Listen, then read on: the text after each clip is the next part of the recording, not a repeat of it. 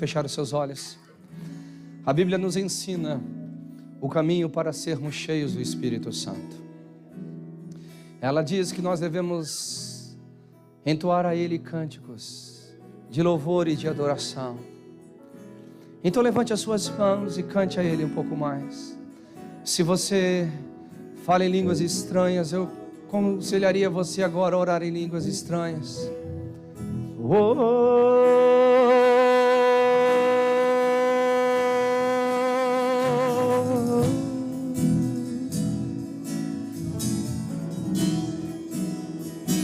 Shirele kandorolo mandereriande.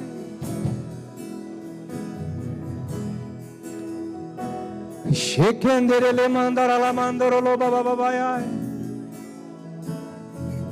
Shere kandorolo manderere habababaye. Sherele kandorolo manderiande la mama. Oh, Espírito Santo. Ou você pode cantar a Ele um cântico novo. Um cântico que ninguém cantou.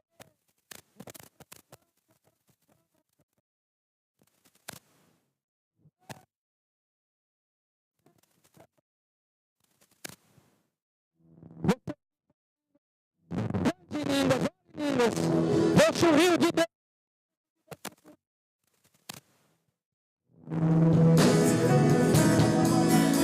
Isso, cante, cante ao Senhor.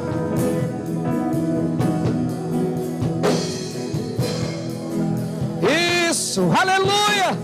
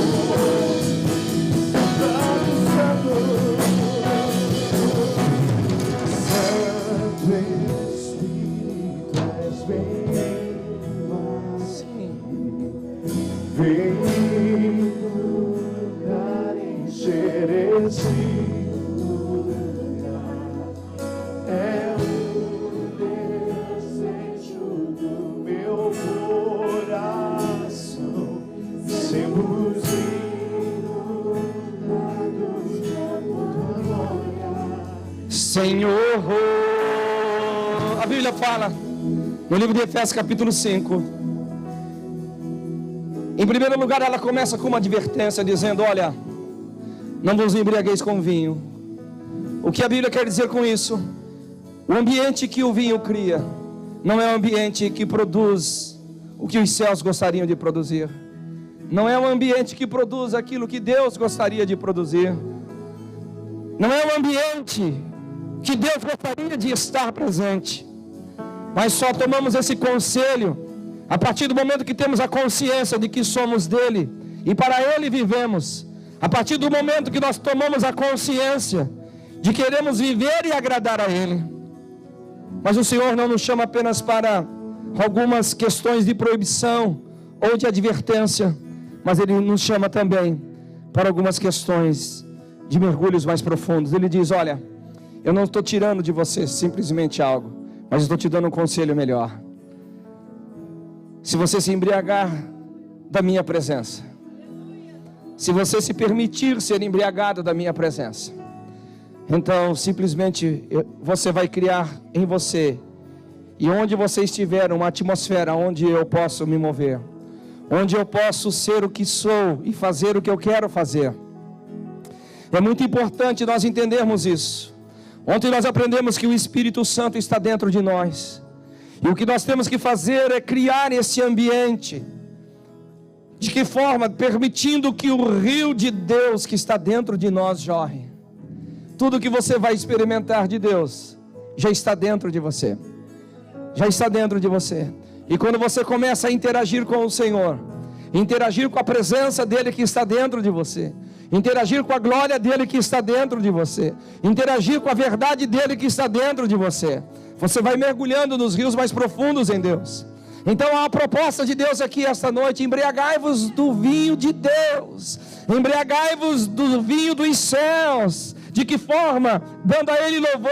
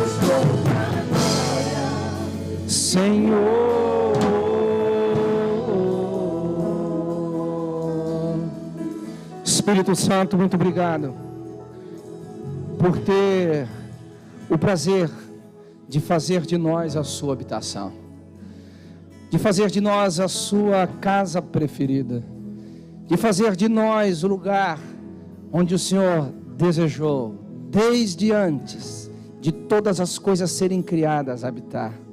Sim, Senhor, nós te damos a honra e a glória, e dizemos que nós recebemos esse privilégio de sermos a habitação do Senhor, para honrar a tua presença em nós, para honrar tudo aquilo que você tem se revelado a nós, tudo aquilo que você tem instruído a nós. E queremos, Espírito Santo, crescer nessa comunhão profunda e entender mais a sua voz, entender mais o seu propósito, entender mais a sua direção. Em nome de Jesus, você tem toda a liberdade em nós, você tem toda a liberdade nesse auditório, você tem toda a liberdade para nos tocar, para nos mover.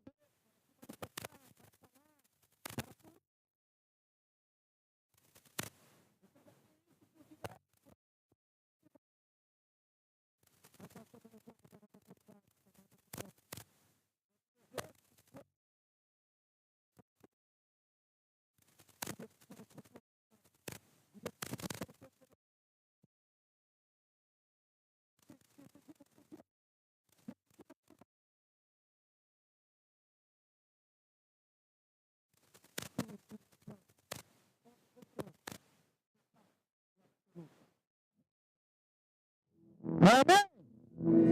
Aleluia. Você pode aplaudir. Glória ao nome de Jesus. Aleluia. Antes de se assentar, dê um abraço carinhoso no seu irmão e demonstre para ele a alegria de louvar ao Senhor ao lado dele, estar com ele no mesmo lugar de edificação. Aleluia. Glória ao Senhor Jesus. Deus é bom. Que presença gloriosa aqui, hein? Nós já subimos o nível, hein, queridos? Subimos o nível. A unção está um pouco mais forte aqui do que ontem. Bem, a todos vocês, uma boa noite. Que o Senhor Jesus, com seu Espírito, por seu Espírito, nos toque de uma forma gloriosa, que a gente possa ter um tempo edificante, um tempo de alegria, um tempo de crescimento, um tempo de águas mais profundas no Senhor. Esse é o meu desejo, em nome do Senhor Jesus. Amém? Amém. Muito bem. Para iniciarmos, eu gostaria de fazer uma breve recapitulação ontem. Ontem nós ficamos praticamente em um tópico da nossa conferência sobre o Espírito Santo, falando sobre o dever que temos de valorizarmos o ministério, a obra e a pessoa do Espírito Santo. É muito importante isso, né? Porque a honra precede a manifestação. Quando você não honra, você nunca recebe aquilo que você deseja. Ou seja, se você honrar o que você deseja, você recebe. Se você desonrar, você seca a fonte. É impressionante isso. Por exemplo, nós temos o caso de Jesus em Nazaré, onde ele foi desonrado, porque as pessoas não o viam como Messias, não o viam como mensageiro do Senhor. E ele mesmo disse, nenhum profeta é desonrado, senão na sua terra, no meio da sua família. E a Bíblia fala que ele não pôde fazer ali muitos milagres, senão algumas curas. Aonde falta honra, também falta manifestação. E a presença do Espírito Santo precisa ser honrada. E nós vamos aprender hoje um pouquinho mais como honrar essa presença. E dentre algumas coisas que nós aprendemos ontem, é valorizando o Espírito, valorizando o ministério do Espírito Santo. E não nos faltou versículos bíblicos, não nos faltou verdades espirituais, não nos faltou doutrina para que a gente se renda a essa verdade. Nós vimos que desde Gênesis até Apocalipse, o Espírito Santo sempre esteve presente de uma forma primordial em tudo que o Pai e o Filho fez. Nós vimos nos ministérios patriarcais, nós vimos nos ministérios dos profetas, nós vimos nos ministérios dos juízes, dos reis, dos sacerdotes no Velho Testamento. Nós vimos por várias passagens que o Espírito Santo foi determinante para que aqueles homens fizessem o que fizeram para Deus, construírem o que construíram para Deus. Na transição do velho para o novo, a gente percebeu que João veio preparar o caminho, e ele anunciou não simplesmente o ministério da salvação, da redenção em Cristo Jesus, dizendo ele é o Cordeiro de Deus, que tira o pecado do mundo, Mas João também disse, ele vos batizará com o Espírito Santo e com fogo. Como quem estava dizendo, olha, a salvação tem que ser seguida de um revestimento, porque a salvação não tem por propósito simplesmente te dar o direito de ir para o céu. A salvação também tem por propósito te tornar alguém útil para Deus aqui na terra. Então não é só uma questão de ir para o céu, é uma questão de se tornar representante do Senhor aqui na terra. É um entendimento que nos falta hoje em dia, porque nós olhamos para o Senhor, muitas vezes pautadas no nosso egoísmo, e olhando todo o plano da salvação simplesmente no que concerne às nossas necessidades e as nossas deficiências. E esquecemos que Deus também tem um plano, e Ele quer realizar esse plano por intermédio de pessoas, você e eu. Então João deixou isso muito claro. Ele vem vos salvar, mas também ele vem vos batizar com o Espírito Santo e poder. O próprio Senhor Jesus nos deu exemplo de que ele começou o seu ministério, ele deu continuidade ao seu ministério e ele instruiu os seus discípulos para continuarem o seu ministério debaixo da presença, debaixo do fogo e da unção do Espírito Santo. Você percebe que quando Jesus terminou o treinamento com os seus discípulos, ele disse, olha, vocês receberam um bom treinamento, no entanto, esse treinamento não é suficiente para exercerem o que eu pretendo para vocês. Ficar em Jerusalém, até que do alto vocês sejam revestidos de poder. Eles se levantam, então, assumindo a posição que lhes foi dada, conferida pela autoridade do Senhor Jesus Cristo, e começam a plantar igrejas por toda a região ali. E você percebe que eles se preocupam, demasiadamente se preocupam, que cada igreja plantada, cada novo discípulo tenha uma experiência pessoal, uma experiência relevante com o Espírito Santo. E a gente percebe então, no final da Bíblia, em Apocalipse, o Espírito clamando, dizendo, olha, o Espírito e a noiva dizem, vem. Então a Bíblia começa com a pessoa do Espírito Santo, e ela termina com a pessoa do Espírito Santo, e nós como igreja, não podemos, em hipótese alguma, abrirmos mão disso daí. Eu não falei ontem, mas eu só vou tocar um pouquinho aqui. Eu não sei qual que é a sua doutrina sobre escatologia, não sei a forma que você faz a interpretação da escatologia, mas existe uma corrente doutrinária que acredita que aquelas 7 igrejas da Ásia Menor representam estações, representam épocas, representam os momentos da igreja. E eles consideram que Laodiceia é a última estação da igreja, é o último tempo da igreja. Agora, perceba comigo como aquela igreja está. Aquela igreja, primeiramente, está sem o senhorio de Cristo. Porque quando a gente usa o texto, eis que estou à porta e bato, a gente usa para evangelizar, né? E está certo, mas para evangelizar crente. Porque o texto é para a igreja, o texto não é para o mundo. Aquele texto é para a igreja, não para o mundo. Eu vou repetir pela terceira vez, aquele texto é para a igreja, não para o mundo. Você observa que quando o texto fala Jesus do lado de fora, dizendo eu quero entrar, ou seja, um senhor que já não exerce senhorio. Agora, por quê? Dentre muitas respostas que poderíamos dar, o texto nos mostra uma bem relevante. Porque não és nem frio, nem quente, és morno. Ou seja, a mornidão representa a indiferença. Porque a indiferença é a oposição, é o oposto de tudo que diz respeito aos céus.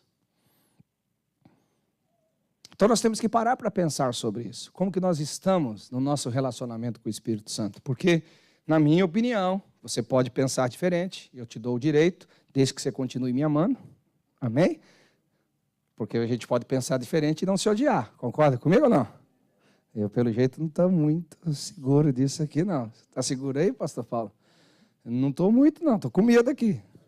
Vou te pôr com o meu vigia, ver se os irmãos não têm pedra aí, tá? Então tá bom. Deixando as brincadeiras de lado, a gente pode pensar diferente e continuando se amando. Eu tenho por mim, de que uma pessoa que é morna, o seu relacionamento com o Espírito Santo é praticamente inexistente.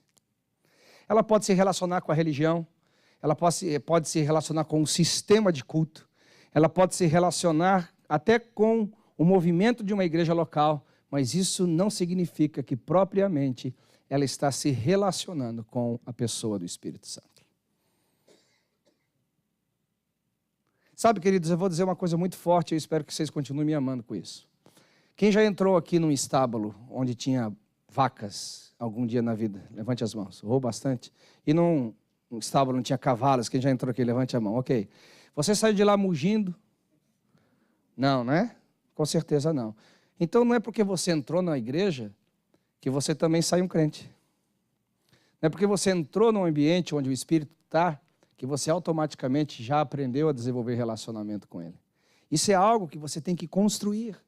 Você não constrói isso sem intenções. Você não constrói isso por osmose, sentando do lado de alguém e esse alguém vai te transferir intimidade. Não, deixa eu te falar uma coisa. Esse alguém que está do seu lado, ele pode te transferir poder, ele pode te transferir dons, ele pode te transferir muitas coisas, mas ele não pode te transferir intimidade. Intimidade nunca é transferida, intimidade é construída. Intimidade é algo que você tem que investir tempo. Você tem que investir o que mais importante existe na vida, que é o tempo. Deixa eu contar uma experiência que eu aprendi muito com o Espírito Santo e me doeu demais para aprender. A gente não aprende só rindo, não, viu? A gente aprende às vezes chorando. Bem, eu estou aqui só pessoas adultas e tal, tem criança aqui, posso contar? Também não vou contar nada tão sério assim. Eu fui um dia comprar algumas peças íntimas para minha esposa e para agradar ela, né? Opa, irmãos, agradar ela, logicamente. Ela, né? Ela. Sobrasse uma casquinha para mim, aí o negócio ia ficar bom demais, né? Bem, cheguei na loja e tal, a vendedora disse para mim, ei, qual que é o tamanho da parte de baixo da calcinha? Eu falei, caramba, qual que é o tamanho? Ok. Aí eu pensei assim comigo, eu vou errar para menos, para não dar uma impressão falsa, entendeu? Tem que ser inteligente até na forma de errar. Não é verdade? Eu vou errar para mim, porque eu chego um negócio desse tamanho, ei, você está pensando o que de mim? Entendeu? Chega um negócio bem pequenininho, você, puxa, mesmo que não serviu, o negócio funciona. Mas tudo bem. E quando chega na parte de cima, ela me pergunta assim, qual o tamanho? Eu falei assim, eu não sabia que tinha tamanho também na parte de cima. Não. E ela falou assim, mas você quer um que levanta, que aperta, que diminui? Aí eu falei, minha senhora, eu quero te pedir desculpa, eu não sabia que eu precisava de faculdade para comprar um sutiã. Eu acho que só eu passei por aqui, só isso, só eu. A gente não conta publicamente, né? Tá bom.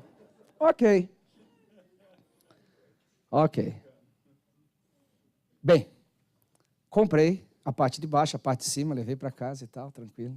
Quem sabe o que aconteceu? Serviu ou não serviu? Tá vendo como vocês julgam as pessoas?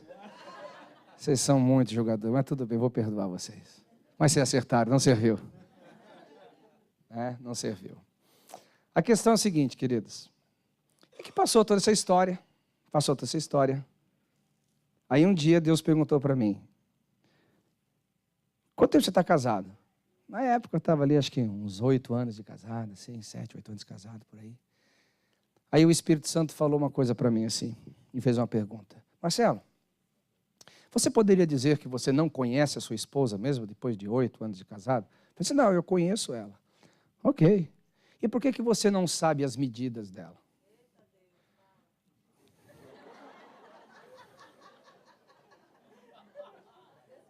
É desse jeito, né? É desse jeito. Então o Espírito Santo continuou dizendo assim, se você dissesse que não a conhecesse, você estaria mentindo, porque você a conhece. Você está 8 anos convivendo com a pessoa. Mas eu vou te falar por que você não sabe as medidas dela. Porque você não presta atenção nela. Se você prestasse mais atenção nela, você saberia as medidas dela. Ok? Eu vou vir ensinar para vocês sobre casamento, família aqui em março. Então, vai se preparando aí. Mas, senhor, tem tempo de você saber as medidas, ok? Tem tempo. Você vai olhar lá o armário e tal, etc. Bem, aí eu falei, tá bom. Aprendi a lição, pensei que estava se resumindo só a mim e a minha esposa, meu relacionamento com ela. O Espírito Santo falou assim, na realidade eu não quero ministrar só o seu coração em relação a você e sua esposa. Eu quero ministrar entre eu e a minha igreja. O Espírito Santo falou. Mas como assim, Espírito Santo?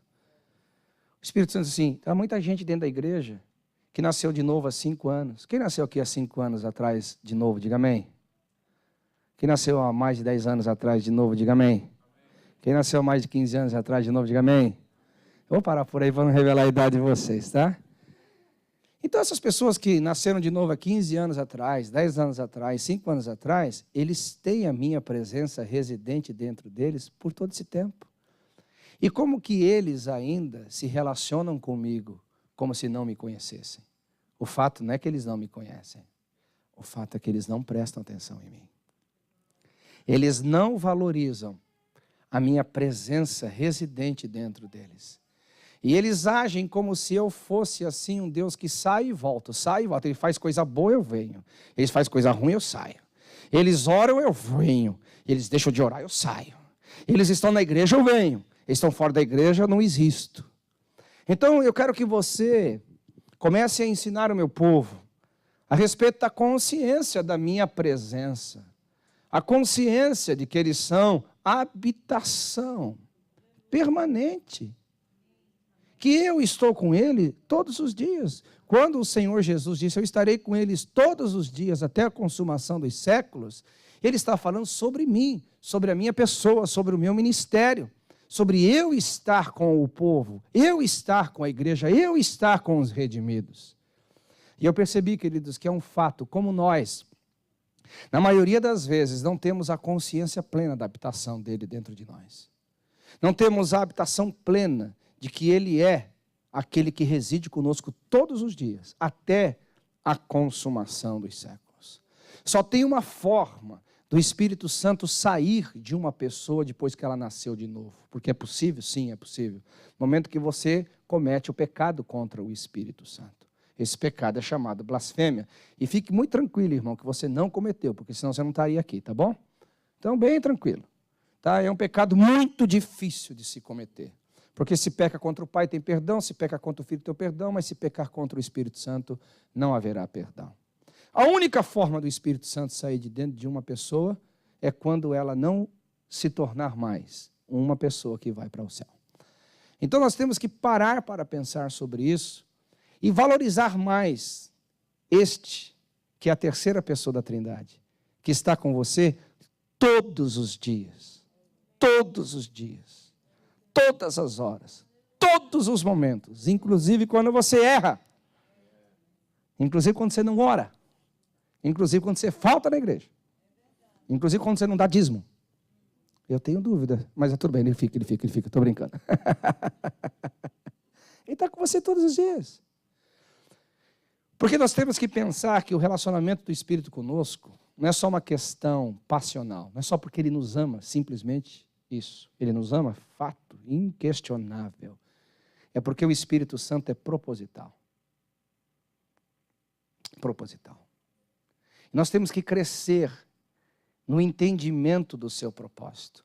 Uma das coisas que valoriza demais a presença do Espírito dentro de nós não é apenas o reconhecimento da existência do Espírito Santo, mas é o reconhecimento do seu ministério, a razão pela qual ele veio ao mundo. Por exemplo, vamos usar aqui o Pai na obra da criação. Imagina o Pai recebendo alguns palpites na obra da criação. Sabe que tem uma teologia forte, né? Bem profunda, porque que Deus criou o ser humano só no último dia. Você sabe disso, né ou não? Não conhece a teologia? Principalmente a mulher no último dia. Você não conhece a teologia? Se Deus tivesse criado no primeiro dia, ele ia ter um ataque de estresse, tanto palpite que ele ia receber. Então ele criou no último dia o ovo, está pronto, não tem mais como dar palpite, cuida do negócio assim. Eu estou brincando. Né? Mas, imagina, as pessoas tentando dizer, não, Deus, não faz o mundo redondo, não, faz o mundo quadrado. Você acha que iria ser convencido? Não faz o mundo redondo, faz ele plano. Tem uns malucos que acreditam nisso aqui ainda, né? E tal. E adiantar? Você acha que Deus se moveria do seu propósito de criar o universo como ele foi criado? Eu não consigo conceber isso. Eu não consigo conceber. Eu acho que Deus fez como ele quis fazer, porque já estava projetado para isso. Amém? Vamos pensar agora em Jesus, na obra da redenção. Aqui você não precisa nem usar somente santificado, é só ler a Bíblia. Por várias vezes Jesus foi tentado a alcançar o propósito da redenção por, eu chamo de desvios, por atalhos. Ele aceitou os atalhos? Não. Ele pegou os desvios? Não. Em tudo ele foi fiel ao propósito. Por que quando nós pensamos a respeito do Espírito Santo, a gente olha para ele apenas como um Deus pessoal, que é residente em nós e que está preocupado conosco em nossas necessidades e nossos problemas e dificuldades, como se ele fosse o nosso Deus pessoal, que está aqui simplesmente para nos socorrer em nossas bagunças, em nossas necessidades, e não tem um projeto celestial para desenvolver em nossos corações. Eu vou te explicar por quê. Porque o nosso tipo de fé, hoje em dia, é muito egoísta, até na forma como a gente crê no nosso relacionamento com o Espírito Santo. A gente não pensa nele, no propósito dele, no que ele veio fazer para habitar dentro de nós. A gente pensa em nós. O Espírito Santo é meu, ele está dentro de mim para resolver os meus problemas, para me fazer vencer as minhas lutas, para fazer resolver as minhas situações, para me dar a capacidade de eu viver a minha vida. E a gente pouco se preocupa de parar para pensar, será que ele tem um propósito eterno? Será que ele veio com uma missão específica? Será que ele realmente quer construir algo dentro de mim para que eu me torne parceiro daquilo que ele está fazendo na terra? Eu acho que poucas pessoas param para pensar sobre isso. E eu creio que uma das coisas que Deus vai fazer esta noite, na nossa conferência do Espírito Santo, é matar essa doutrina egoísta no nosso relacionamento com o Espírito Santo. É parar para pensar um pouquinho mais nele do que principalmente somente em nós. Hoje, amanhã a gente vai tocar um pouquinho no que diz respeito a você. Deixa eu te falar uma coisa. Quantos gostariam de desenvolver um relacionamento profundo com o Espírito Santo aqui? Diga amém. Parabéns. Quantos realmente querem de todo o seu coração conhecer mais a mente, mais o propósito do Espírito Santo? Diga amém. Então eu vou te usar um exemplo e eu quero que você guarde bem isso. Pega aqui o pastor Paulo Subirá, um grande amigo, e eu sei que ele tem um propósito. O propósito dele hoje, pode ser que daqui a um ano mude, pode ser que daqui a 10 anos mude, mas o propósito dele hoje aqui nos Estados Unidos é plantar uma igreja, cuidar das ovelhas do Senhor, todos aqueles que forem salvos, que o Senhor Jesus entregar para o pastoreio dele, ele vai cuidar bem, desenvolvê-los como discípulos. Estou certo ou estou errado? É isso aí. Agora vamos lá. Eu quero ser amigo do Paulo. Paulo, eu quero ser seu amigo, ok? Você permite? Ok. E eu vou ficar o tempo inteiro, então, com o Paulo, tentando demover. Eu falei assim, não, Paulo, não, cara, seu lugar não é nos Estados Unidos, não. Seu lugar é lá na Coreia do Norte. Vamos comigo. Eu fico te perguntando, como que nós iríamos desenvolver um relacionamento profundo? Difícil, não é? Estou certo ou estou errado? Muito difícil. Por quê? Escute o que vocês vão ouvir agora. Eu não posso ter a pessoa se eu também não quero a missão dela. É aqui que muitas pessoas não conseguem se aprofundar no relacionamento com o Espírito Santo. Eles querem a pessoa do Espírito Santo. Eles querem o poder do Espírito Santo. Mas poucos estão comprometidos com a missão do Espírito Santo. Você nunca vai ter uma pessoa se você não tiver a missão dela. Bem, eu já vou dar uma dicasinha para março, no nosso encontro de família, de casais aqui, que eu vou te mostrar o grande problema, aonde nós temos os grandes índices de divórcio. Quando a pessoa casa com a beleza, quando ela casa com a riqueza, ela casa com a oportunidade do casamento. Você sabe disso, que a gente que casa pela oportunidade do casamento. Você está casando? Não, estou casando pela oportunidade. Aí no meio do caminho, por exemplo, um queria ser missionário, lá nos Ribeirinhos. Nasceu para aquilo, desde criança ouvindo profecias, desde criança tendo sonhos divinos, desde criança alimentando a paixão. Eu quero ser missionário, eu quero ser missionário, eu quero ser missionário, eu quero ser missionário. Aí ele casa com outro indivíduo, outra indivídua, né? E de repente eles esquecem de que eles não casaram só com uma pessoa, eles casaram com a missão daquela pessoa. E aí no momento eles resolvem conversar. Estou sentindo que eu tenho para o Ribeirinho. Vamos supor que seja o homem. A mulher fala, Deus me livre! Deus me livre! Eu não vivo naquele lugar, mas nem que a vaca tussa. Nem que um anjo desce aqui para mim. Eu arranco a asa do anjo, mas ele não me convence.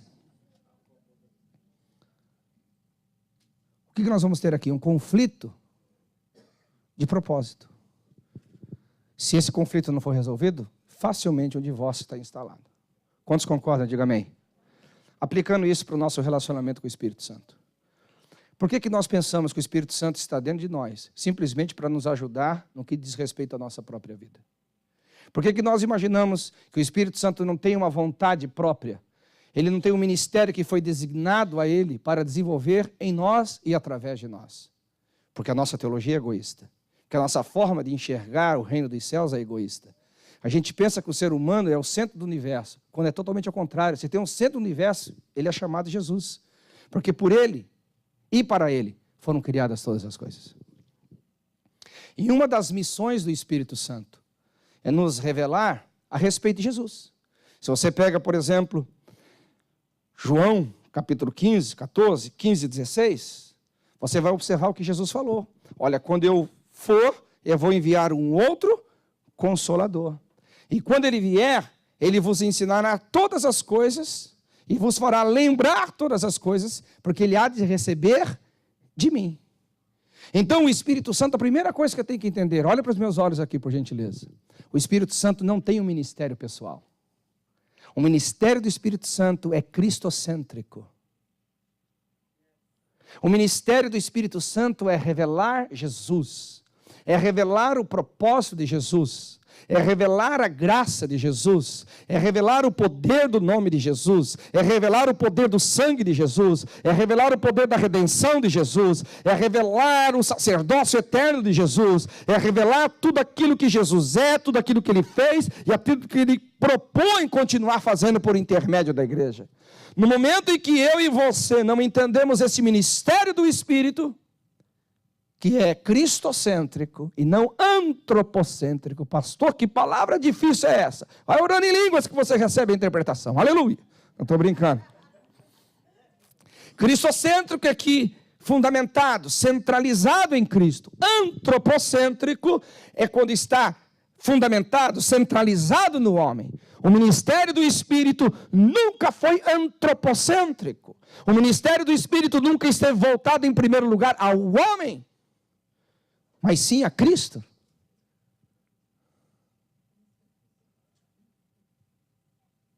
E nós temos que crescer nisso. E nós temos que avançar nesse entendimento, se quisermos ter um relacionamento mais profundo com o Senhor. Isso não quer dizer, e vocês vão ouvir um pouquinho hoje, talvez amanhã um pouco mais, que o Espírito Santo não se interessa por nós, que nós somos só um objeto, que nós somos só alguém da sua habitação que ele usa para cumprir a sua vontade e somos descartáveis de forma nenhuma. Eu já até te mostrei de alguma forma que ele é um residente permanente, ele está altamente comprometido em estar conosco, independente das suas falhas, independente dos seus erros, independente dos seus pecados, independente de qualquer coisa que você faça. Eu já mostrei de uma forma ou de outra que ele está altamente comprometido conosco, mas ele está comprometido com a missão.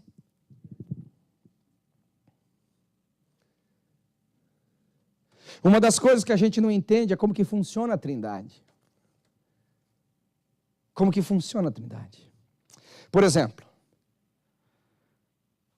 a Bíblia fala que o Senhor Jesus, ele morreu na cruz por nós, ele verteu o seu sangue por nós. Quantos concordam? Diga amém. Só que você tem que entender que há um processo disso. Olha para os meus olhos. Você vai observar que, em primeiro lugar, Jesus não morreu por nós. Esse não foi o primeiro objetivo de Jesus. O primeiro objetivo de Jesus foi ter derramado sangue para o Pai. Para o Pai. Tanto é que quando Maria tentou detê-lo, o que ele falou? Não me detenha, porque eu ainda não me apresentei ao Pai. Ou seja, o sangue da redenção ainda não tinha sido colocado diante do altar. A primeira verdade é relacionada ao Pai, porque Jesus só pôde valorizar o seu sangue por nós no momento que ele teve a aprovação do seu sangue diante do Pai. Se o Pai não tivesse aprovado o seu sangue inocente, se o Pai não tivesse aprovado o seu sangue como preço da justiça, se o Pai não tivesse aprovado o sangue de Cristo como preço da redenção, não adiantaria ele ter feito qualquer coisa por nós. Absolutamente nada iria valer se o Pai não tivesse aceito o sangue. A partir do momento que o Pai aceitou o sangue, então Jesus pega esse mesmo sacrifício e transfere por nós. Para o Pai, por nós. A mesma coisa. Quando o Espírito Santo recebe o ministério de revelar Cristo a nós, Quando ele recebe o ministério de nos ensinar e de nos fazer lembrar todas as coisas em relação a Cristo, aqui está a primeira verdade que você tem que aprender a andar com o Espírito Santo. A primeira verdade. Ele está aqui por Cristo em primeiro lugar. Ele está aqui em primeiro lugar por Cristo.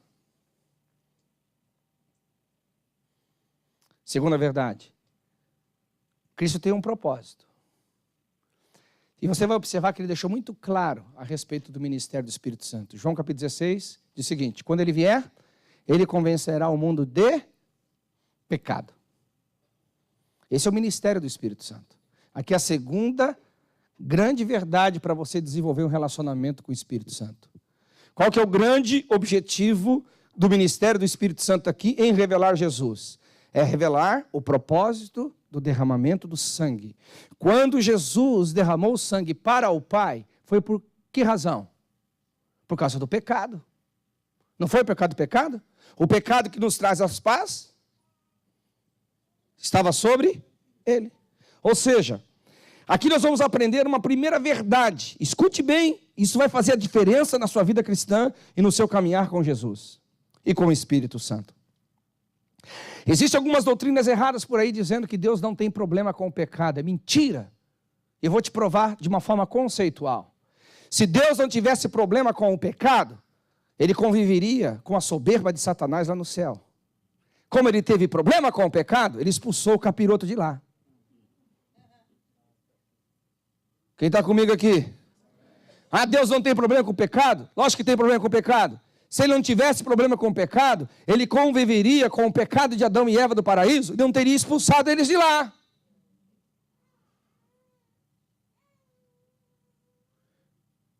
Como que Deus não tem problema com o pecado? Tem problema com o pecado, tanto é que aqueles que não querem sair do pecado, não tiverem os seus nomes escritos no livro da vida, ele não vai ter nenhuma dificuldade de os lançarem no lago de fogo e enxofre. É simples, é que nós temos uma teologia muito passional, muito pautada em nós, não no que é verdade, não no que é divino. E você quer saber a dificuldade que Deus tem com o pecado? Veja o que aconteceu com Cristo. A Bíblia fala que o pecado que deveria vir sobre nós recaiu sobre Cristo. É aquela forma que Deus vê o pecado. Então não dá para conviver com o pecado, achando que Deus não leva em conta. Lógico que Deus leva em conta. E leva muito em conta isso. Só que a questão é que Deus não leva em conta simplesmente de uma forma acusatória. Ele não leva em conta simplesmente numa questão de apontar os dedos e dizer: olha, a raça humana, vocês são pervertidos e destinados ao inferno. Não, de forma nenhuma. Ele enviou Cristo para dar uma solução para aquilo que ele sempre condenou, o pecado. Então, por isso que o Espírito Santo vem nos convencer de pecado. Quem quer se relacionar bem com o Espírito Santo, diga amém. Primeira coisa que você tem que entender sobre o pecado. Primeira coisa, é como que Deus lidou com ele. O que o Espírito Santo veio fazer com você aqui? Vamos lá, vamos ver se vocês estão comigo na pregação. Jesus derramou sangue para o Pai ou para nós? Ok. O Pai aceitou esse sangue ou não? Então essa é a primeira obra do Espírito Santo. É te convencer de que o Pai já está resolvido com aquilo que sempre lhe causou muito problema. Essa é a primeira coisa. Você nunca vai conseguir desenvolver um relacionamento pleno com Deus. Você nunca vai conseguir desenvolver um relacionamento profundo com o Espírito Santo se você não tiver a plena consciência, a plena revelação de que a questão do pecado, que Deus sempre teve problema, que puniu o pecado no céu, que puniu o pecado no Éden, que puniu o pecado em Israel, que puniu o pecado em Cristo Jesus, está resolvido. O problema de muitos cristãos andarem debaixo de condenação é simplesmente porque não entenderam o que o Pai entendeu sobre o derramamento de sangue.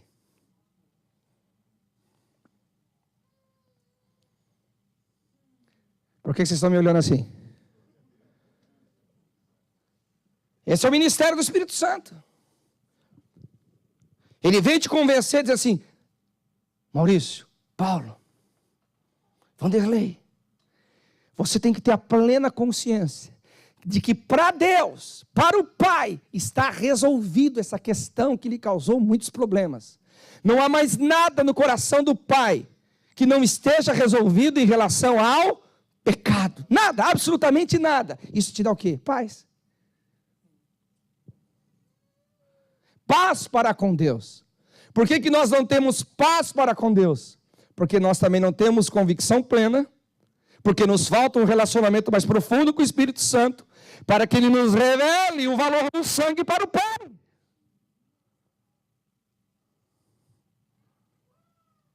Quando você não entende o valor do sangue para o Pai, você é como um filho que senta no colo do pai e fica tentando buscar a aprovação e amor de um pai que sempre te amou e sempre vai te amar incondicionalmente. A falta da revelação do poder do sangue para o Pai, a falta da revelação do sacrifício para o Pai, a falta da revelação como o Pai recebeu o que Jesus apresentou, nos causa culpa, condenação. E aí falta o quê? O ministério do Espírito Santo. Literalmente isso, porque o único que pode revelar o valor do sangue para o Pai é o Espírito Santo. 1 Coríntios capítulo 2 diz que nós não podemos conhecer a mente de Deus, mas o Espírito Santo conhece todas as coisas. O Espírito Santo é que vem para você e te convence, cara, não se preocupe com o Pai, não há condenação em relação a você para o Pai. O Pai, pelo sangue no altar, o Pai pelo sangue derramado, para Ele já está resolvida essa questão de pecado. Essa é a primeira verdade que você tem que ter. Então, vamos aplicar isso. Se você ainda se sente condenado pelo pecado, aí é uma questão da culpa, porque a culpa já não é mais responsabilidade de Deus. A culpa é responsabilidade tua. Deus não pode te tirar a culpa. Deus pode só te oferecer o perdão. A culpa é uma questão tua. A culpa é uma questão de fé.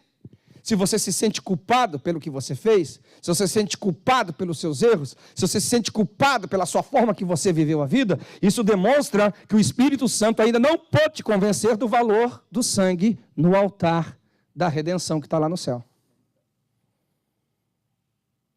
Não tem culpa.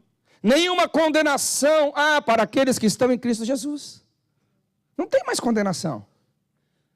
Não existe mais isso diante de Deus. Você tem que crescer nesse entendimento. Tem que crescer. Então, quando você pede perdão pelo mesmo pecado 1 milhão de vezes, já está lá na quebra de maldição número 1551, o que você está mostrando? Que até então não valeu nada o que foi feito há 2000 anos atrás. Essa é a primeira verdade do ministério do Espírito Santo. Amém? Agora, lembra que o pai tem problema com o pecado. Está resolvido, mas ele tem problema. Agora, segundo o ministério do Espírito Santo, ele agora vai te convencer do que é pecado. Esse é um problema sério. Porque aí a gente cai numa doutrina... Ai, será que eu entro aqui? Não entro, vou ter que entrar. A gente cai numa doutrina muito absurda, de que se está resolvido para o pai, está resolvido para mim. Eu posso chutar o pau da barraca, enfiar o pé na jaca, eu posso matar, roubar, adulterar, mentir, eu posso fazer qualquer coisa, porque, afinal de contas, todos os meus pecados já estão perdoados, todos os meus pecados já estão resolvidos, não tem mais nada que me condene, eu não tenho porquê, porque os meus pecados de ontem, de hoje e até os de amanhã já estão perdoados, porque Jesus não vai morrer de novo por mim, ele já morreu, ele já derramou o sangue, já está tudo feito, então, ó, Zé Fini, eu faço o que eu quiser, porque uma vez salvo, sempre salvo, e ó, para o diabo. Não, a questão é que o Espírito Santo tem que te convencer de pecado. Porque existe aqui, aí é um assunto forte, né, que a gente estuda aí sobre o processo da salvação, mas eu vou tentar em poucas palavras te resumir isso aí. Porque tem tantas verdades por trás sobre essa questão do pecado. Primeira coisa, você tem que ter a definição do que é pecado. E hoje em dia está muito complicado isso. Nunca esteve tão complicado do que senão nos nossos dias. Até nós, pastores, já estamos duvidando daquilo que a gente chamava de pecado, se é que é pecado mesmo. É porque Fui pecado a vida inteira. Agora não é mais. Agora é pecado chamar aquilo de pecado. Você é um atrasado, você é um retrógrado. Você é um cara que está fora da curva. Não é verdade? Daqui a pouco a gente está fazendo, irmão, casamento de bode com galinha na igreja. Por quê? Porque é pecado não fazer casamento de bode com galinha na igreja.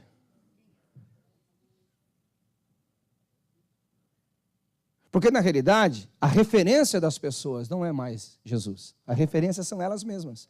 E elas precisam, então, se assentar com o mestre segundo o seu próprio prazer, para que elas sejam ensinadas naquilo que elas são aprovadas. E não tem o ministério do Espírito Santo, porque o ministério do Espírito Santo vai te convencer de pecado. Por que ele vai te convencer de pecado? Ele vai dizer assim, olha, você lembra o sangue derramado para o Pai? A salvação que você fala que é de graça, a graça que você fala que é de graça para você, tá bom? É de graça para você, que não pagou nada. Mas para o Pai custou tudo que ele tinha. Agora, não pise o sangue da aliança. Não trate o pecado como se Deus não levasse em consideração ele. Você lembra do diabo lá no céu? Lembra do Adão lá no Éden? Lembra de Israel? Cuidado, se você não entender que Deus trata a questão do pecado seriamente, você está perdido.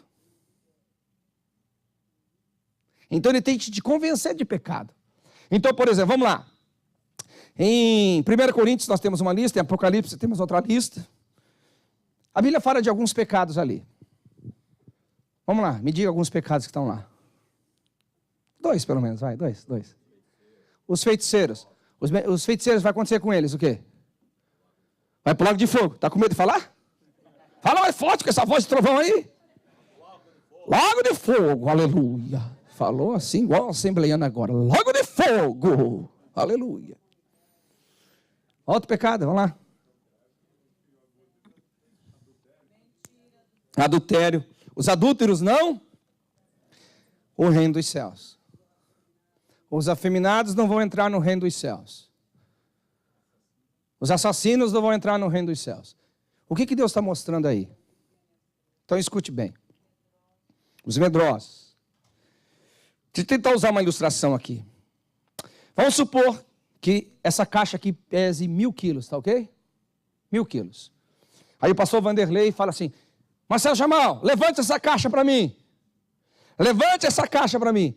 Eu vou dizer, Vanderlei, eu não consigo, 1.000 quilos? Cara, olha meu braço de franguinho aqui, não dá. Cadê o irmão Fortão, que está de ontem? Cadê ele? Não veio hoje? Tem um irmão aqui que eu vou até contratar ele para ser meu segurança, porque nem o Satanás vai querer chegar perto de mim. O bicho é forte, tá louco? Talvez ele carregue, mas eu não consigo. Aí o Vanderlei, então, com a sua justiça, disse, você vai para o inferno, porque você não fez o que eu te mandei. Eu falei assim, cara, isso está sendo injusto. Você pode até me mandar para o inferno, você é o boss aqui. Só que você é injusto, porque você está me mandando fazer uma coisa que eu não posso. Agora escute que eu vou te falar sobre o pecado. Quando a Bíblia fala que os pecados de ontem, os pecados de hoje, os pecados de amanhã estão perdoados, é numa situação de te colocar livre do pecado. Ou seja, se Deus condena uma pessoa que pratica mentira, é que se você nasceu de novo, você não precisa mais ser mentiroso. Se Deus condena uma pessoa afeminada, é que você que nasceu de novo não precisa ser afeminado. Se Deus condena uma pessoa assassina, é que você nascido de novo não precisa ser mais assassino. Ou seja, o sangue derramado lá, o sangue derramado assistido diante dele, também te assiste aqui na terra dizendo, você não precisa mais ser escravo do pecado. Agora, há uma forma de Satanás anular esse sangue, é tentar mostrar para você que o pecado que Deus chama de pecado, não é pecado, porque daí você pratica sem achar que é pecado, estando pecando. Está difícil de entender? É essa forma que ele nos engana. Então o pecado é pecado. É pecado, só que eu não sou mais escravo dele, aleluia, porque eu nasci de novo. Eu não sou mais escravo da mentira, porque eu nasci de novo.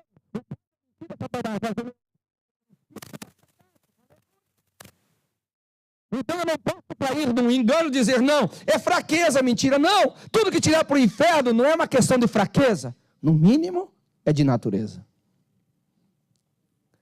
Porque se você está 30 anos na igreja, meu irmão, e não conseguiu parar de mentir, desculpa, seu problema não é de fraqueza, é de natureza. Você não nasceu de novo.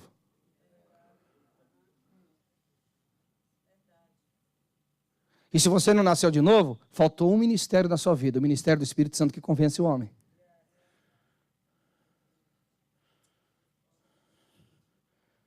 É simples. A coisa não é tão complicada assim.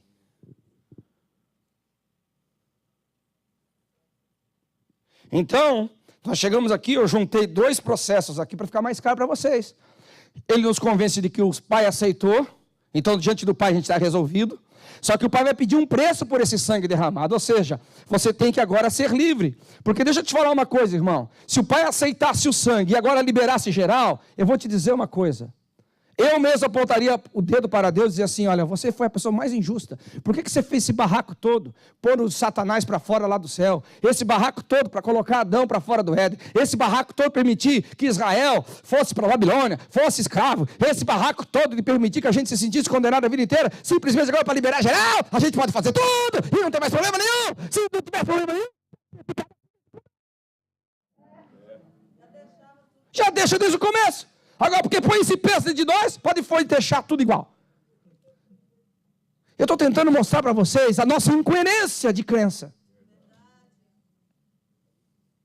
A incoerência. Ou seja, agora o Pai diz, eu paguei o preço por sua redenção.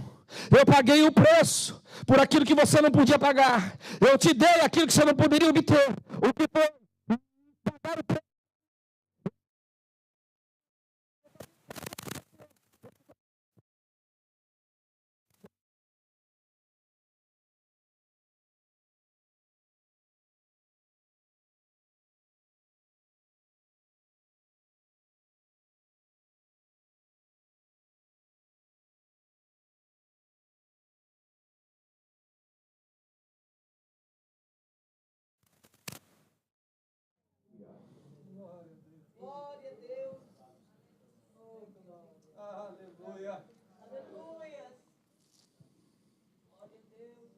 Alguém está entendendo aqui? Diga amém.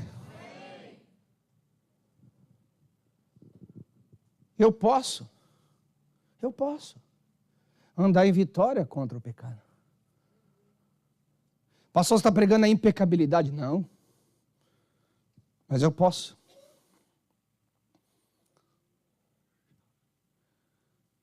Deixa eu te falar uma coisa, irmãos. Só uma coisa. Quando Deus expulsou Satanás lá dos céus, ele deixou algum resquício de possibilidade de arrependimento para o Satanás? Nenhum. Quando Deus expulsou Adão e Eva do paraíso, ele deixou alguma possibilidade deles voltarem e comerem do fruto da árvore da vida? Por que será que não? A Bíblia fala sobre isso. Para que eles não voltando, comendo do fruto, fossem eternamente pecadores. Então essa religião, que você fica aí com esse entendimento errado, eu sou um pecador miserável, eu sou um pecador miserável, eu sou o zero à esquerda, que mora à esquerda do zero à esquerda, que é primo do zero que mora à esquerda, que é parente do pó miúdo da balança, que não vale nada, e que se casou com o verme de Jacó. Meu irmão, isso está faltando revelação no teu coração. Você não é mais um pecador miserável, você é um santo, você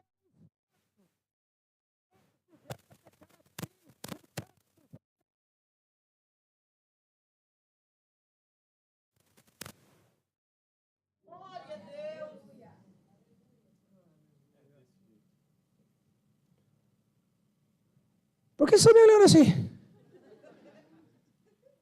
Esse é o fato. Porque muitos de nós olhamos o cristianismo como uma religião, um estilo de vida. O cristianismo não é nada de estilo de vida, irmão.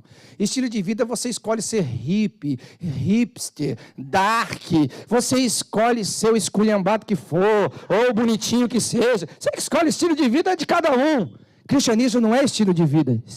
Cristianismo é desenvolvimento da novidade de vida, da nova vida recebida pelo novo nascimento, o desenvolvimento da sua nova natureza. Que você precisa de alguém.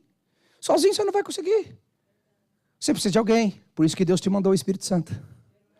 O Espírito Santo que vai te ensinar todas essas coisas. Ele vai te ensinar que o sangue derramado foi suficiente para o Pai te perdoar. Você não precisa fazer mais nada para receber perdão. Nada, absolutamente nada. Agora, não significa que porque você está perdoado diante do Pai, que você chuta o pau da barraca. Esse mesmo sangue te assiste diante de você, te dando o direito de ser chamado filho de Deus, porque você nasceu de novo. E se você é filho de Deus, você não é mais maldito. Se você é filho de Deus, você não está mais no império das trevas. Se você é filho de Deus, você não tem mais a natureza caída. Se você é filho de Deus, você está sentado com Cristo acima do principado.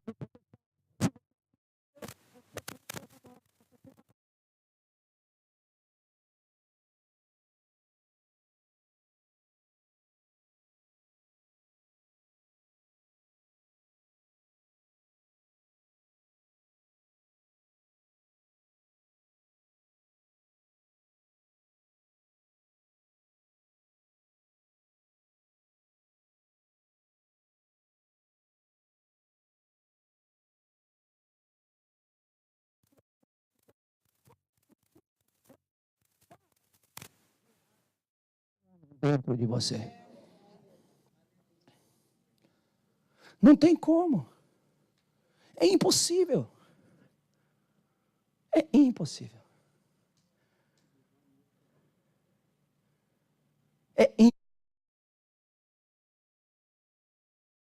Eu vou dizer novamente o que já disse. Cristianismo não é uma religião. Quando você aceitou Jesus, você não deixou de ser o que você era para se tornar cristão. Você deixou do que você era para vir para uma novidade de vida. Uma novidade de vida. Agora, sabe o que eu admiro, irmãos? E eu vou até fechar o olho para você achar que eu não estou revelando a você. Eu vou te mostrar uma coisa. É muito fácil a gente acreditar na maldição. Você precisa fazer força para acreditar na maldição? É engraçado, né? Todo mundo assim, fazer força nenhuma, acredita livremente que o pecado de Adão veio sobre nós, não é verdade? Qual força que você faz para acreditar nisso aí? Nenhuma. Você já fez força para crer? Não, eu tenho que crer que o pecado de Adão veio sobre mim. Não, eu tenho que exercer, eu tenho que jejuar 40 dias. Não, eu tenho que subir um monte. Eu tenho que ficar lá 68 dias de oração, de jejum no monte para acreditar que o pecado de Adão recaiu sobre mim. Você precisa fazer força assim? Não, lógico que não. É tão fácil crer na maldição. Agora deixa eu te falar uma coisa. A Bíblia fala que por um pecou, todos pecaram. Mas por um outro, um segundo Adão. Por que você não crê que você agora faz parte dessa segunda natureza? Agora a gente tem dificuldade. Porque o cristianismo foi nos transferido como religião. E não como filiação.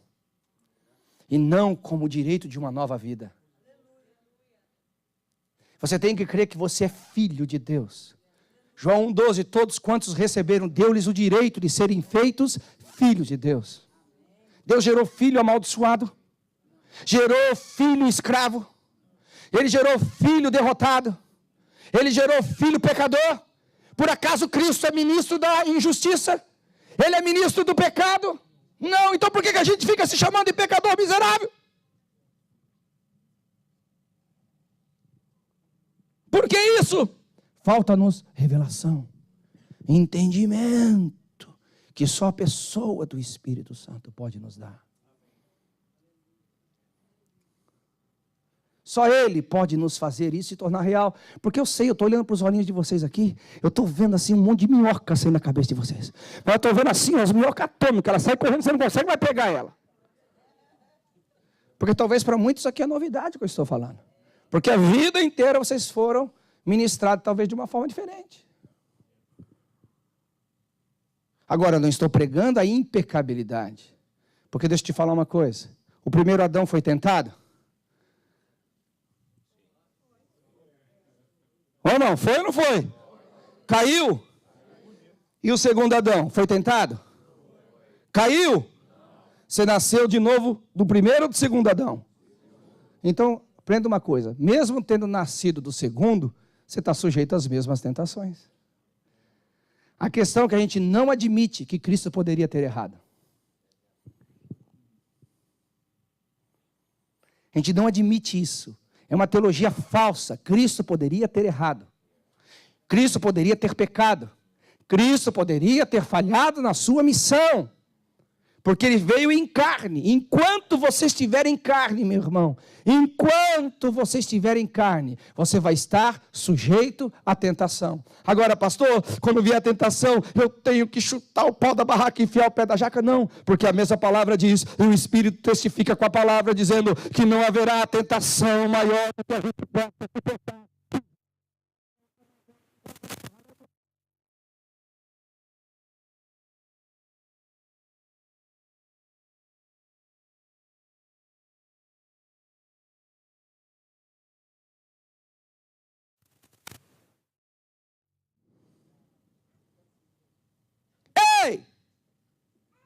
Você foi chamado para uma nova natureza. Você foi chamado para uma nova...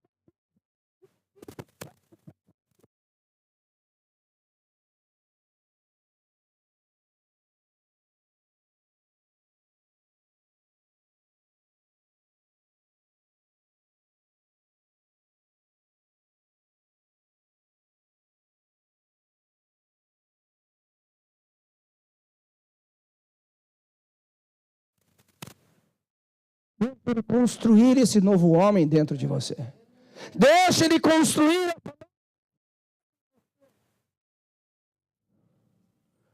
Só ele pode fazer isso.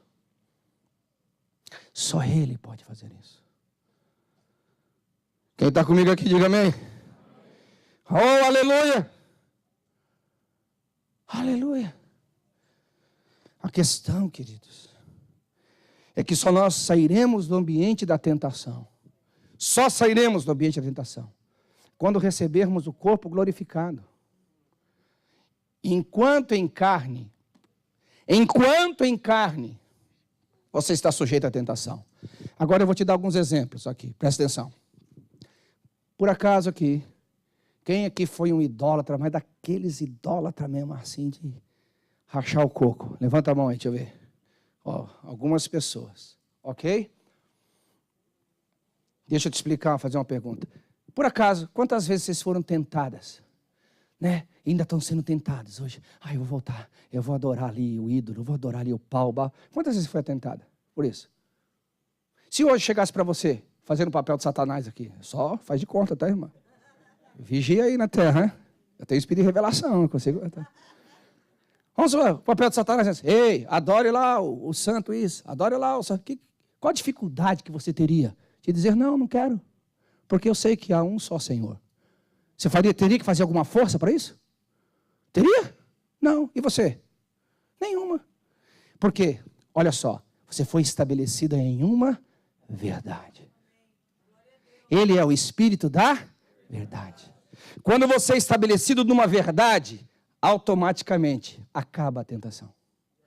Aonde que está a tentação? Ela habita na possibilidade da queda. Porque você não está firmado naquela verdade.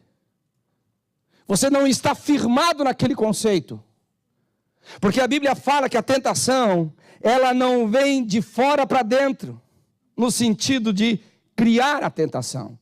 O que vem de fora para dentro é o ambiente para você manifestar o que está dentro para fora. Você não está entendendo, deixa eu explicar melhor. Me desculpe, eu não quero ofender vocês, achando que vocês não são inteligentes. Eu quero dizer o seguinte, o que é criado aqui fora é uma atmosfera para tentar tirar o que está aí dentro. Então o pecado nunca esteve fora do homem, sempre dentro do homem. Não havia pecado nos céus quando Satanás pecou. Não havia pecado no paraíso quando Adão pecou. A coisa estava dentro do homem. O que diz Tiago, que nós somos atraídos e engodados por nossas próprias concupiscências. Usando a irmã como exemplo, qual a possibilidade de queda de você voltar a ser uma idólatra? Praticamente zero. Porque você está firmada na verdade de que há um só Deus, um só Senhor, um só Salvador, debaixo dos céus, não há...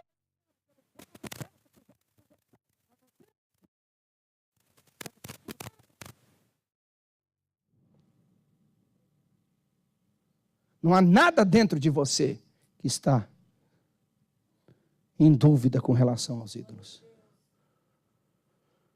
É sempre proporcional à queda. A Bíblia fala que nós somos atraídos e engodados pelos nossos próprios desejos. E aqui é o último nível sobre o pecado. E a gente vai deixar um pouquinho para amanhã, né, irmãos? Agora, o Espírito Santo não quer só tratar, ministrando para você o perdão, caso você peque. Porque está escrito lá em 1 João. Se pecarmos e confessarmos os nossos pecados, Ele é fiel e justo para nos perdoar os pecados e nos purificar de toda injustiça. Concorda comigo ou não? Só que o Espírito Santo quer ir mais fundo com você. Ele quer ir lá onde o pecado é gerado. Ele vai ali dentro e vai dizer: Paulo, Maurício, por que ainda tem esse sentimento? Por que você tem essa queda nessa tentação? Aí eu vou te trabalhar num conceito aqui que vocês vão... Vai ser poderoso. Vai ser muito tremendo. Presta atenção. Geralmente, o diabo tenta produzir em nós anomalias dentro do que é normal. Ele tenta promover em nós erros dentro do que dentro de nós é certo. Pastor, o que é isso? Vamos lá. Deixa eu explicar para você. Quando Eva foi atraída ao pecado, o diabo trabalhou em cima de algo que Deus já havia produzido dentro dela, desejo, vontade. Só que ela conduziu a sua vontade para onde Deus não tinha vontade. Onde Deus não tinha desejo nenhum. Então Eva viu o lado bom do que era mal. E agora quem que plantou o desejo dentro de Eva? Deus. Eva nasceu com desejo. Então o diabo sempre trabalha em cima de coisas boas e tentando nos tirar da verdade de Deus. Vou usar um exemplo aqui muito claro. Questão sexual. Dificilmente a gente tem problema com ídolos, quem foi idólatra. Dificilmente a gente tem problema com feitiçaria, quem foi feiticeiro. Mas todos nós, mesmo depois de nos converter, principalmente os homens, tem uma dificuldade enorme com o sexo. Por quê? Porque mesmo você se convertendo, Deus não vai tirar o apetite sexual. Eu me lembro de um jovenzinho que pediu para orar por ele. Ô, pastor Jamal, ora por mim, que eu quero perder esse negócio de ficar olhando para as mulheres e tal. Eu falei, tá bom, vem cá que eu vou orar.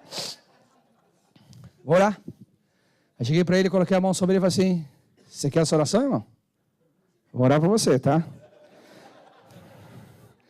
Aí, eu orei para o jovem e disse assim, ô, Senhor, pergunta profunda, que ele me livrou.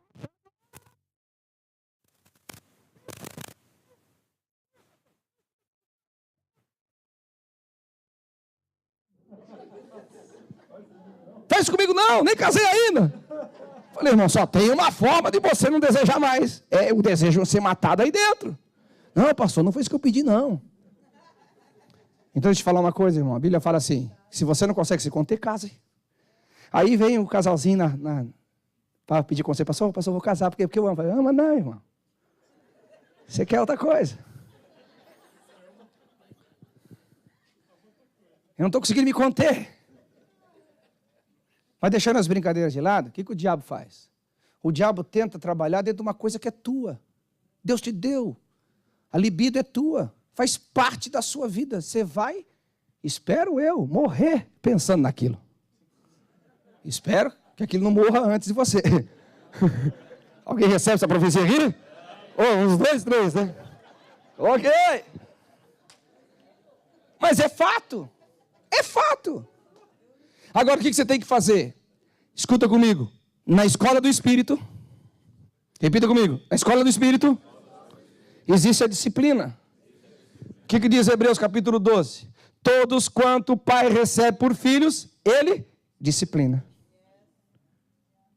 Então quem é que vai te disciplinar? É o Espírito Santo. O que é disciplina? Disciplina não é esse negócio que a gente entende muitas vezes aí não, irmão. Disciplina é colocar o padrão do reino governando a sua vida. Isso é disciplina. Filhos, pais, ensinai os vossos filhos a andarem na disciplina do Senhor. Ou seja, ensine os caminhos de Deus. Ponha a sua alma e os seus desejos para obedecer a Deus. Ponha a sua carne para obedecer a Deus. Romanos capítulo 1.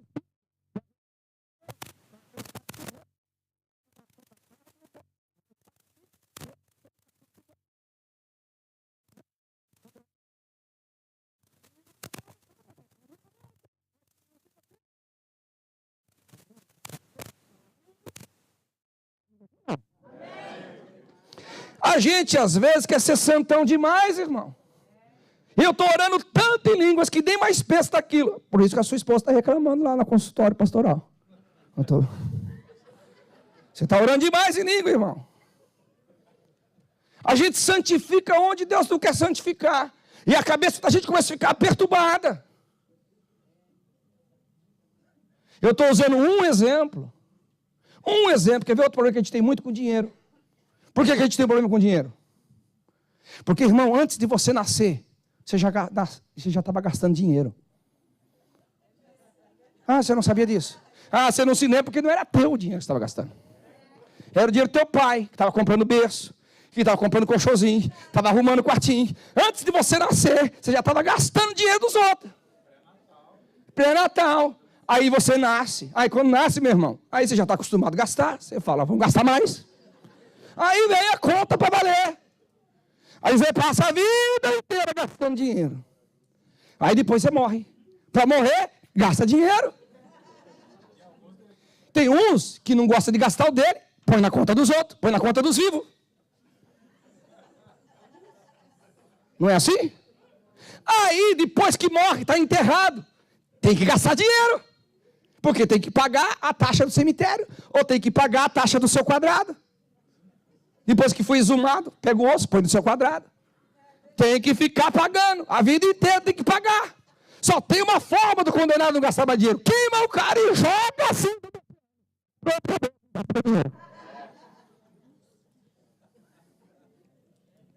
Aonde eu quero dizer? Onde eu quero chegar com isso?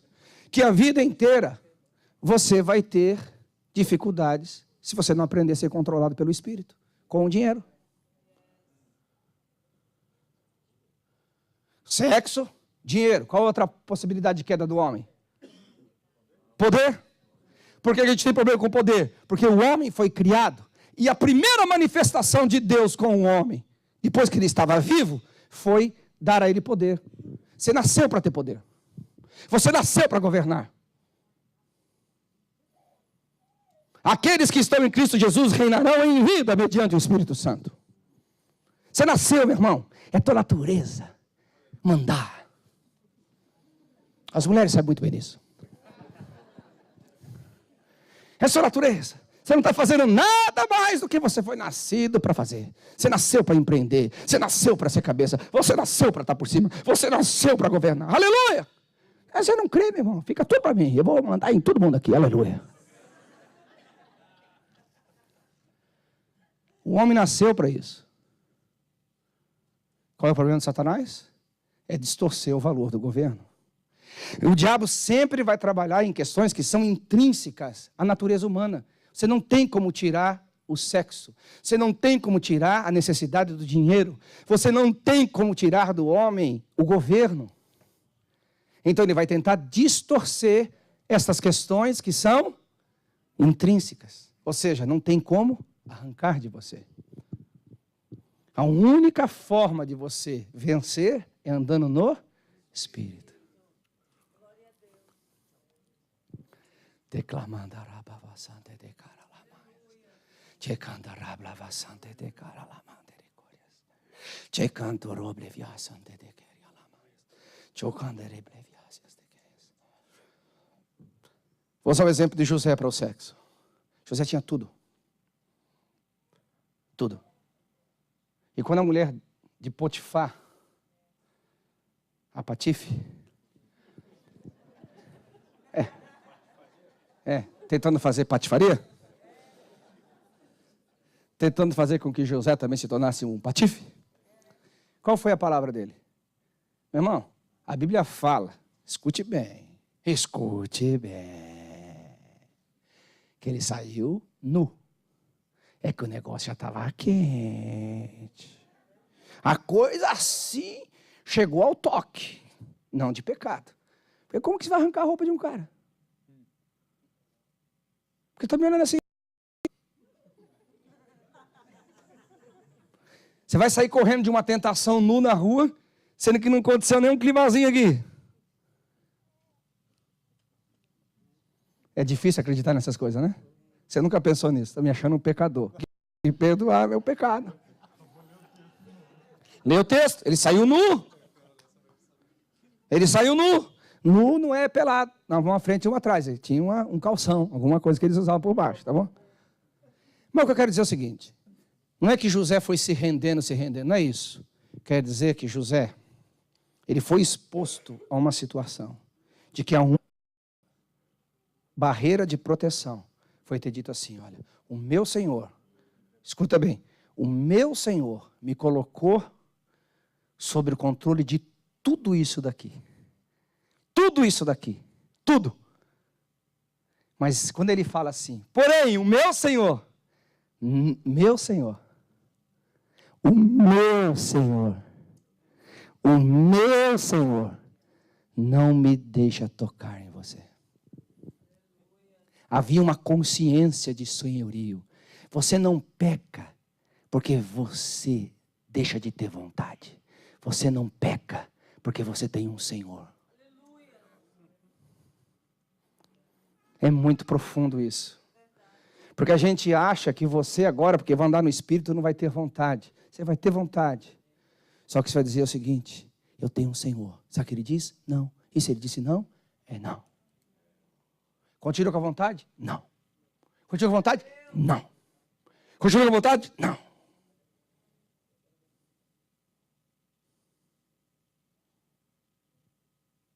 O que fez José sair nu? Fugir daquele ambiente totalmente propício para a queda. Foi ter um Senhor. O nosso problema, irmão, é que às vezes a nossa vontade fala mais alto do que o senhorio. E a gente começa a inventar um monte de doutrina para nos auto-justificar.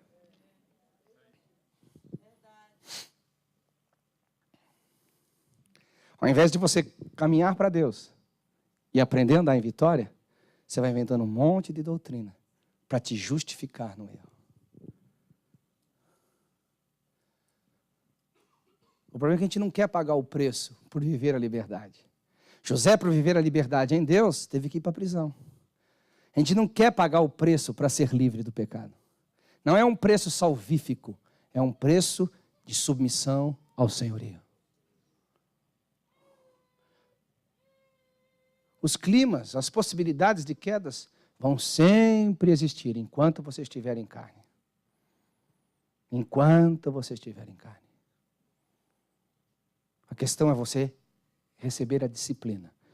Agora vem cá, olha para mim. Vou terminar por onde eu comecei. Todos aqueles que ele recebe por filhos, o que ele faz? Disciplina. Todos, corrige. Repita comigo. Todos que ele recebe por filhos, ele disciplina. Agora, o que acontece com aqueles que parece que estão a vida inteira, não como José, que resolveu sair nu à rua, mostrando que ele poderia ter tido toda a oportunidade do mundo, feito coisas que talvez ninguém nessa terra iria descobrir. Mas por que ele se expôs publicamente àquilo? Porque ele tinha um Senhor. Agora, por que tem pessoas que fazem o que fazem, continuam no erro que está, inventando desculpas para os seus pecados, não honrando o sangue derramado, não honrando o valor da redenção, e parece que não acontece nada com eles? Eu vou te explicar por quê. Porque Deus só disciplina filhos.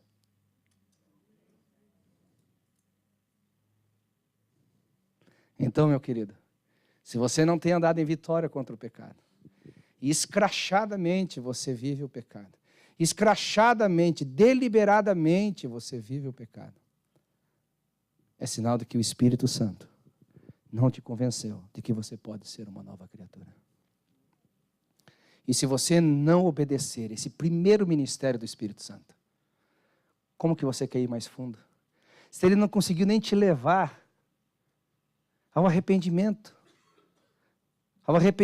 de reconhecer que o preço que foi pago pelo pecado, e você não consegue nem reconhecer o pecado, quanto ele é destrutivo na sua vida, como que você quer ir mais profundo no relacionamento com ele? Como que você quer visões mais profundas do reino? Como você quer visões que te dão autoridade? Porque escute bem, escute o que eu estou te falando.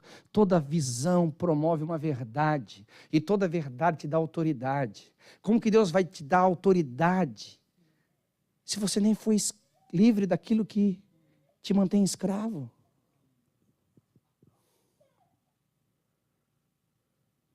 É muito forte o que eu estou falando, irmãos. É coisa para a gente que quer crescer aqui. Entendeu o que eu estou falando ou não? Repita comigo. Toda revelação promove verdade. A verdade nos dá autoridade. Agora eu te pergunto, como que você vai ter autoridade se você não foi livre do pecado? Por que Deus vai trabalhar assim? Por isso que Deus falou para Pedro, depois que você se converter, então você cuida das minhas ovelhas.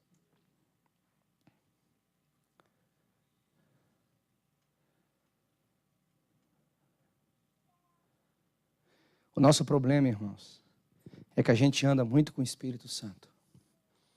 Muito pautado em nós. Amanhã eu vou tocar nesse assunto um pouco melhor. Eu vou tocar amanhã sobre o consolo do Espírito. O que significa o consolo do Espírito Santo? Vai ser muito importante. Se fosse você, não faltava. Mas eu quero me deter aqui hoje. Ei, por que o Espírito Santo não consegue te convencer? Por que você está preso nesse engano?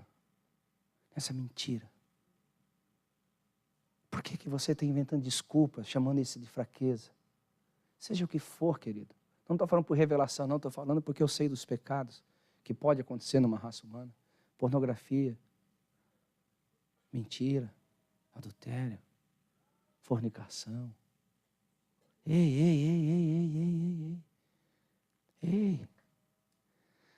O Espírito Santo veio para honrar o ministério de Jesus. A razão de Jesus ter vindo ao mundo foi para te libertar desses pecados. O sangue derramado na cruz é para te libertar daquilo que te afastava dele. Que te afastava da mentira. Que te afastava de Deus pela mentira. Que te afastava da comunhão com ele pelo engano. Ei, pare de resistir ao Espírito Santo. Pastor, nunca resistiu ao Espírito Santo. Está resistindo sim. Quando você não chama de pecado com o Espírito Santo, chama de pecado, você resistir a ele. Quando você continua naquilo que ele está te ensinando, que você pode ser livre, você está resistindo a ele. Quando você continua na prática daquilo que ele está te dizendo, que você pode ser livre, você está resistindo a ele. Porque é só o Espírito Santo que pode convencer o homem. E se você não está convencido de que isso é pecado ainda, é um só sinal.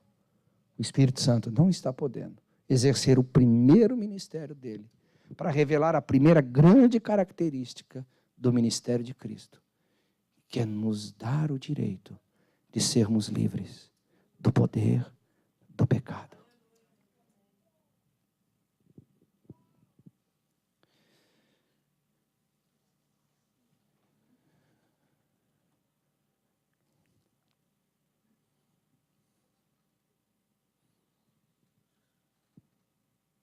Andar em santidade. 1 Tessalonicenses capítulo 4 diz que Deus procura pessoas que estão interessadas em entender a forma de viver e agradar a Deus. E não mais em pecado. Porque Ele nos fez uma proposta. A vontade de Deus é a vossa santificação. Agora escute bem. Estou resumindo o texto. 1 Tessalonicenses 4. A vontade de Deus é a vossa santificação. Porque sem santificação ninguém verá ao Senhor. A vontade de Deus é a vossa santificação. Como você quer agradar a Deus? Santificação. Só que o texto termina o seguinte assim: aquele que rejeita estas coisas não está rejeitando a homens, mas sim a Deus. Ele termina dizendo que vos deu o Espírito Santo. O Espírito que nos dá o direito de você olhar para o pecado e dizer: eu posso andar em vitória.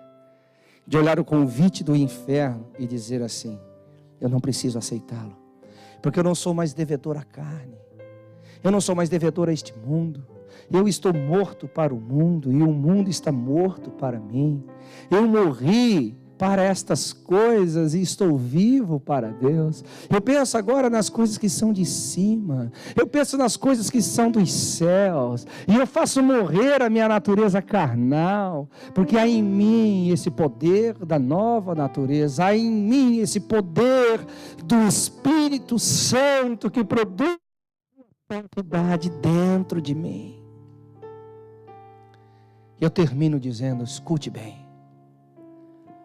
Quando qualquer coisa fora de Deus, que a gente considera pecado, te atrai, deixa eu te explicar o que significa isso.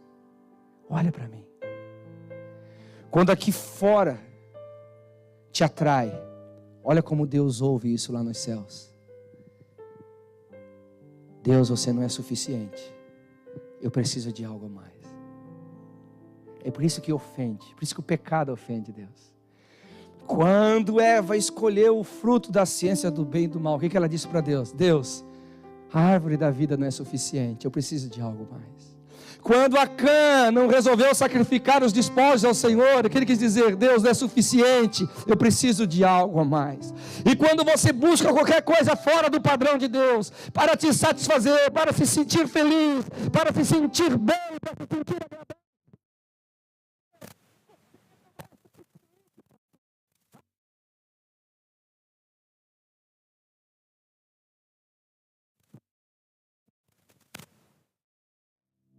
mas quando você está cheio, por isso que a Bíblia fala, seja cheio do Espírito, ou seja, não precisa de mais nada, eu estou cheio.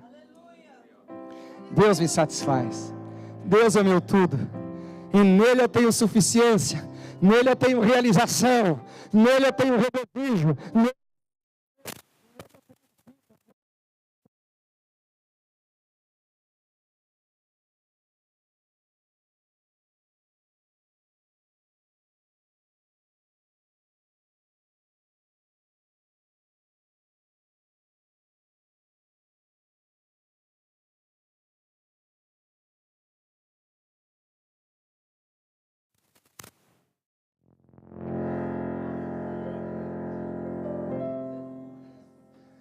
nós precisamos ser reavivados.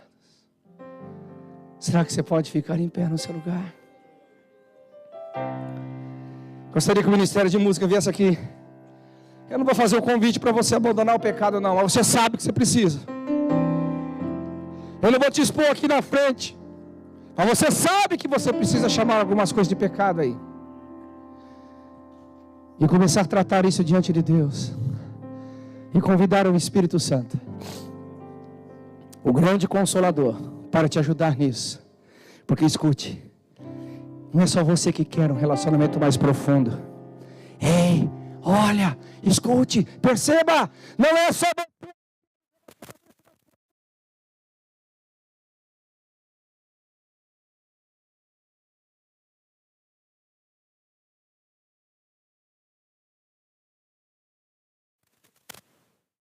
Na primeira etapa, você se rende a mim.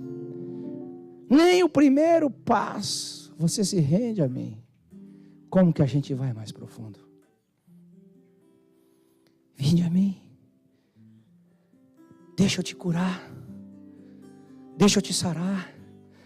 Deixa eu criar em você uma identidade nova. Uma identidade